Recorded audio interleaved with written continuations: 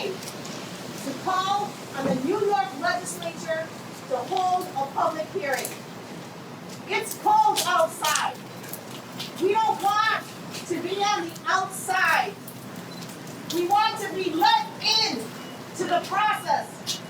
Democracy dies behind closed doors. A plan released today by the New York State Legislature's Democratic majority could redefine what the state's congressional districts look like for years. Well, changes in New York's congressional districts are creating some controversy tonight. Judy, this is a state that in 2014 voters approved a ballot measure that took redistricting out of the hands of politicians, put it in the hands of a bipartisan commission. Been a surprise to no one, that bipartisan commission broke down, was polarized, so it went back to the legislature. Every 10 years when the census is taken, there are changes in the population, growth here and loss of population elsewhere and so forth. The legislators lay out the new district lines. I think that this is a great conflict of interest. I think we've got to end the practice of drawing our congressional districts so that politicians can pick their voters and not the other way around.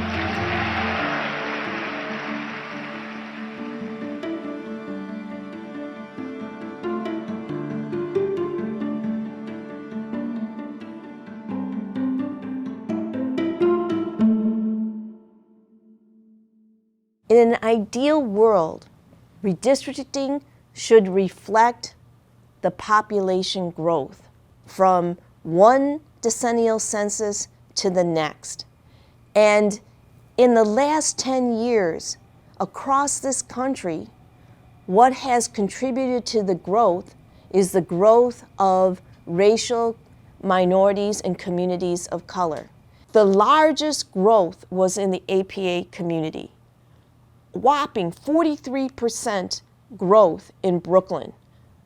29% growth in APA communities in Queens. And in the real world, in the ideal world, redistricting would reflect this growth in diversity in our country, in our states, in our cities. New York City is a remarkable and a really unique place. And one of the reasons why is, it's always been a mecca for immigrants. And there are a large number of community and immigrant enclaves throughout New York City. And the Asian American community is particularly unique in this aspect because a lot of these sub-Asian groups are a specific and unique language enclave as well. It's a cultural enclave.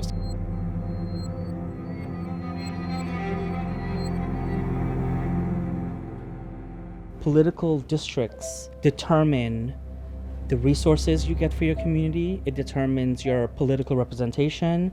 It determines infrastructure, funding for schools. It also determines transportation. My grandfather was the last person in my family to get sick. We got a call from the doctor right after he got admitted, and the doctor said that based on his age and pre-existing conditions, we don't think he's going to make it. He was 75 years old.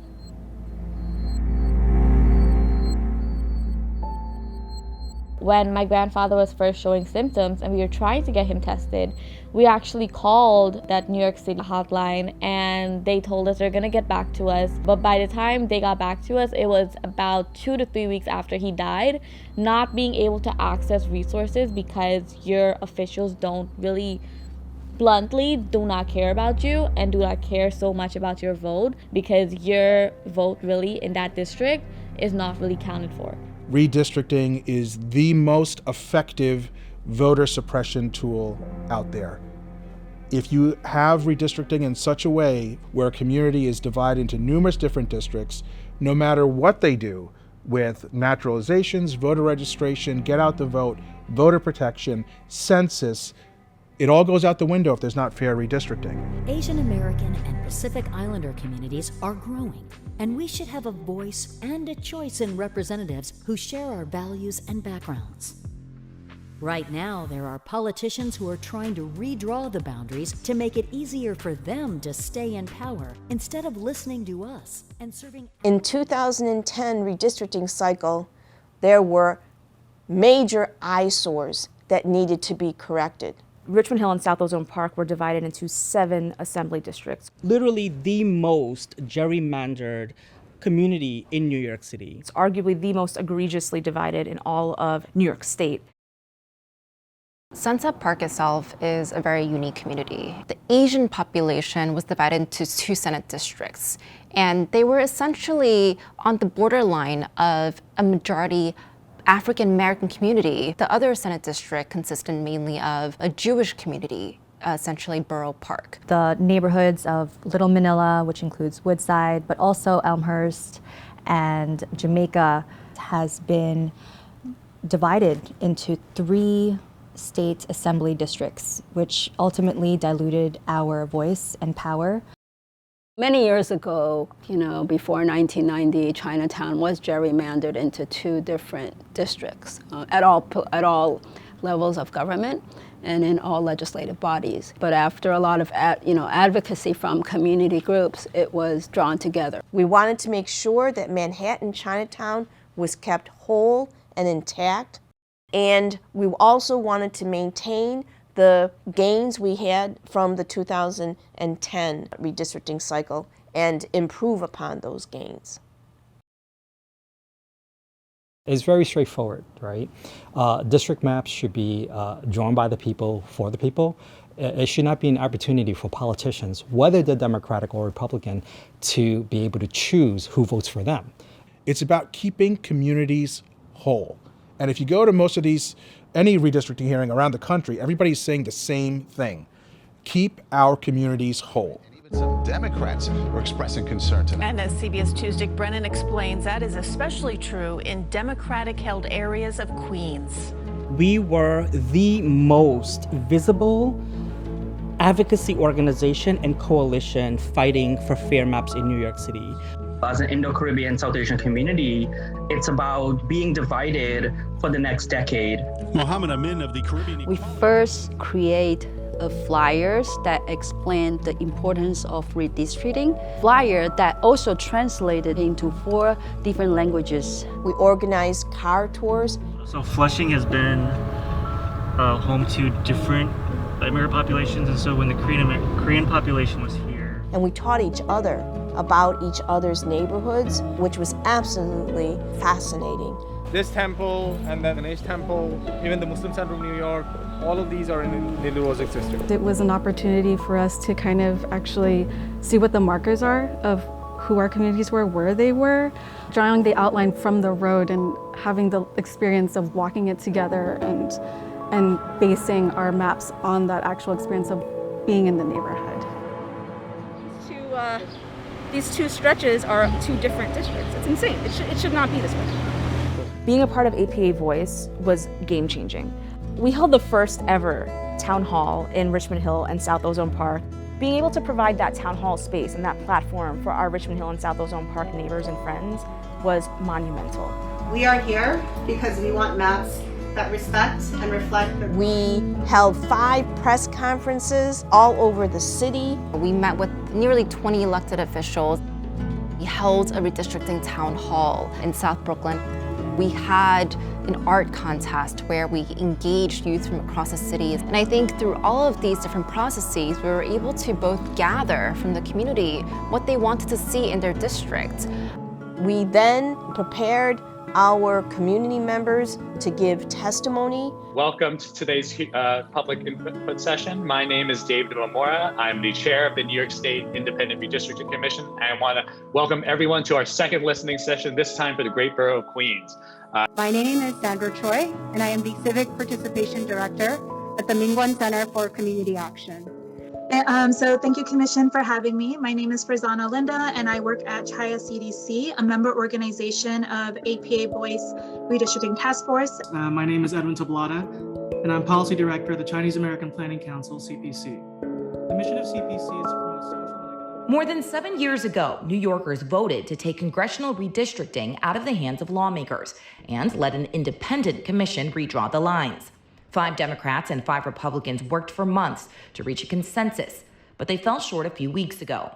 Instead of submitting one bipartisan map for lawmakers to vote on, the commission failed, submitting 2 proposals, one Republican and one Democrat, leaving the power to choose once again with lawmakers. We were able to reach agreement in 80–90% of the state, but we just couldn't make it to the final, make it to the finish line. When the IRC announced that they were deadlocked, my heart broke. It was supposed to be an independent redistricting commission, free of politics, free of Democratic and Republican politics, but it wasn't really that free of politics. You are essentially asking lawmakers to do something that may make it less likely that they keep their jobs. This is intended to be a democratic body. It's intended to be a commission that is supposed to, if it serves its democratic ideals, that is supposed to uplift the voices of the very community members of the districts in which lines are going to be drawn by them.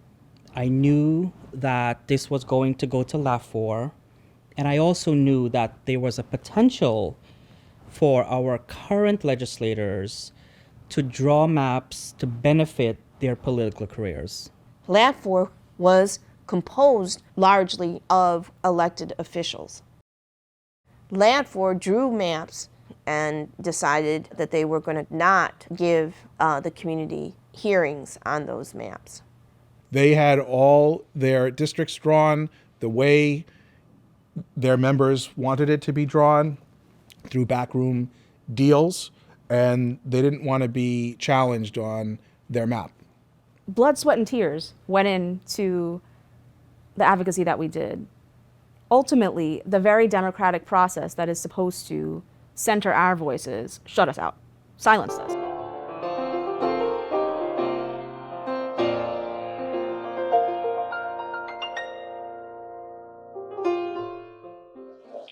Mr. Speaker, would you please call the House to order? The House will come to order. Clerk will record the vote on Assembly Print 9168. Announce the results. Ayes 121, noes 26. The bill is passed.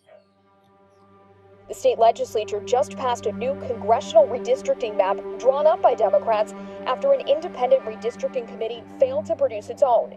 It would likely give the Dems 22 congressional seats and Republicans 4. We're trying to do our best to draw them fairly and to unravel some of the unfair things that have been made. Show me what democracy looks like! This is what democracy looks like! Show me what democracy looks like! This is what democracy looks like! Show me what democracy looks like! This is what democracy looks like! The emergency rally, therefore, was that much more critical. There was no way we were going to just let this go. We needed to have our voices heard.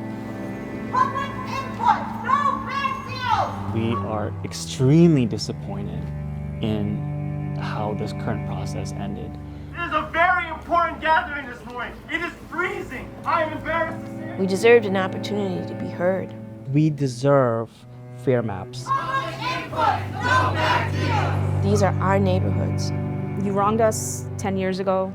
You wronged us again now. The people united will never be defeated. The people united will never be defeated. If you're not feeling heard, you're not feeling as though your voice really matters, and you don't see the point in showing up to these elections.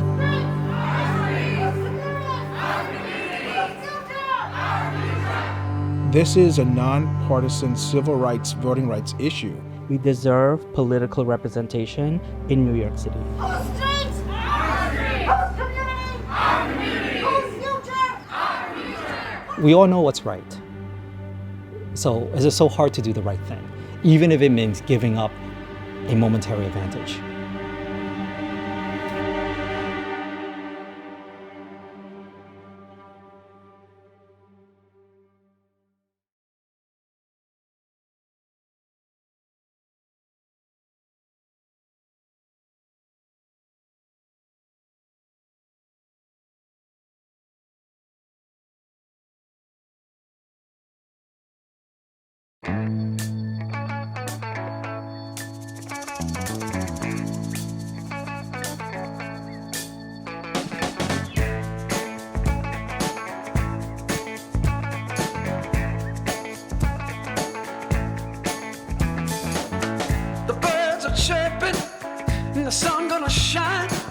And I tell you one thing's been on my mind.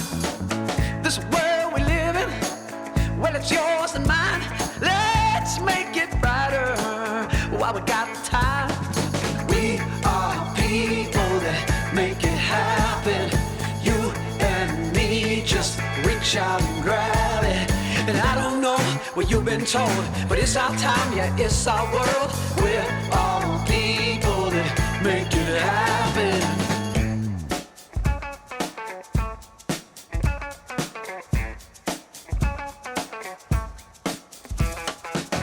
I see a difference, the day will come when all our troubles we've overcome. We climb the mountain just to see the sun. Ooh, transformation has just begun. We're all people that make it happen. You and me, just reach out and grab it. I don't know what you've been told, but it's our time, yeah, it's our world. We're all people that make it happen.